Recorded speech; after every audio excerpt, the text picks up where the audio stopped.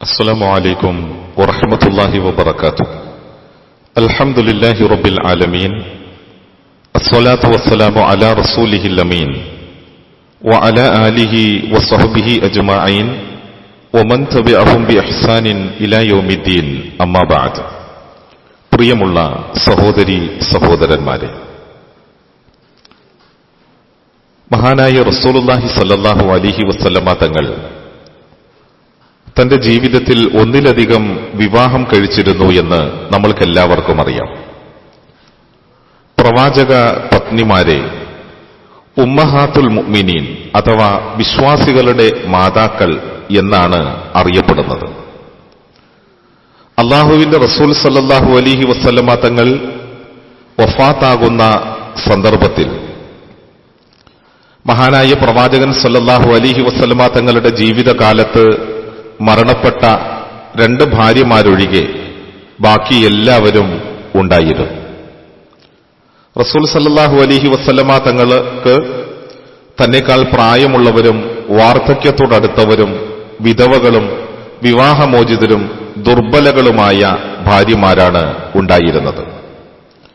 അവർക്കിടയിൽ താരതമ്യേന പ്രായം കുറഞ്ഞ യുവതിയായി മഹദിയായ ആയിഷ ബീവി റളിയല്ലാഹു തആല അൻഹ മാത്രമായിരുന്നു ഉണ്ടായിരുന്നത്.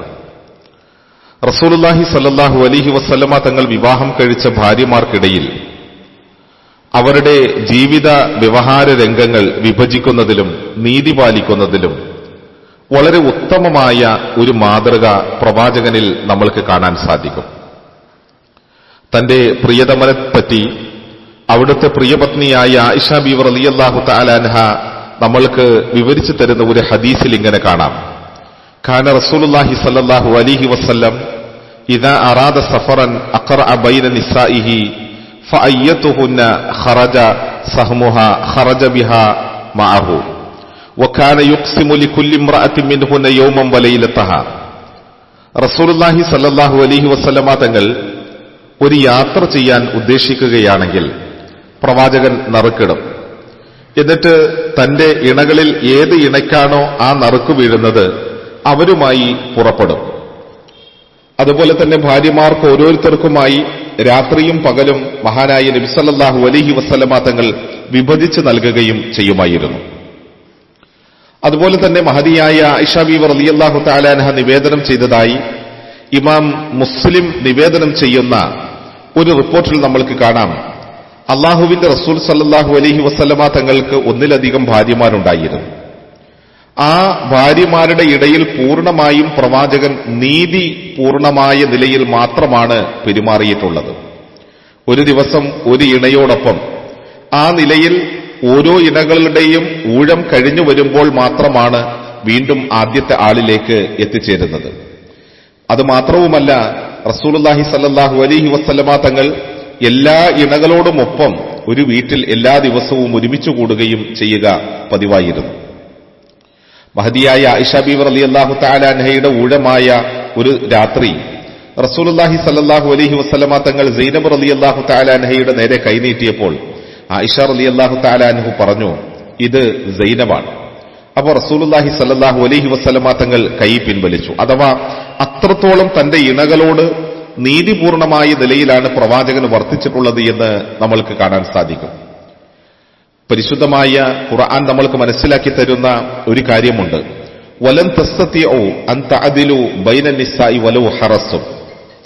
നിങ്ങൾ എത്ര തന്നെ ആഗ്രഹിച്ചാലും നിങ്ങൾക്ക് പൂർണ്ണമായി ഒന്നിലധികം ഇണകളുണ്ടെങ്കിൽ ആ ഇണകളോട് നീതി പാലിക്കാൻ പറ്റുകയില്ല. അത് വളരെ പ്രയാസപൂർണമായ കാര്യമാണ് എന്ന് ഖുർആൻ ഉണർത്തുന്നു. എന്നാൽ അള്ളാഹുവിന്റെ ഉന്നതമായ അനുഗ്രഹത്താൽ പ്രവാചകൻ സല്ലല്ലാഹു അലൈഹി വസല്ലമ തങ്ങൾ തന്റെ ഇണകളുടെ ഇടയിൽ ഒരു വേർതിരിവും വ്യത്യാസവും കൽപ്പിക്കാതെ എല്ലാവർക്കും തുല്യത നൽകുകയും എല്ലാവർക്കുമുള്ളതായ അവകാശങ്ങൾ തുല്യമാക്കുകയും ഒരേ കണ്ണുകൊണ്ട് പ്രവാചകൻ കാണുകയും ചെയ്തു.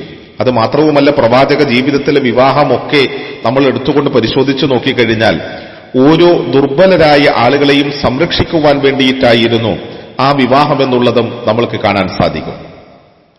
അതുപോലെ തന്നെ അല്ലാഹു സുബ്ഹാനഹു വ തആല അനുഗ്രഹം ചെയ്ത ആ ഒരു അനുഗ്രഹത്തിന് നന്ദിയായിക്കൊണ്ട് മഹാനായ റസൂലുള്ളാഹി സല്ലല്ലാഹു അലൈഹി വസല്ലമ തങ്ങളുടെ വീടുകൾ എല്ലായ്പ്പോഴും സമാധാനപരമായി നിലനിന്നു എന്നതാണ് യാഥാർത്ഥ്യം.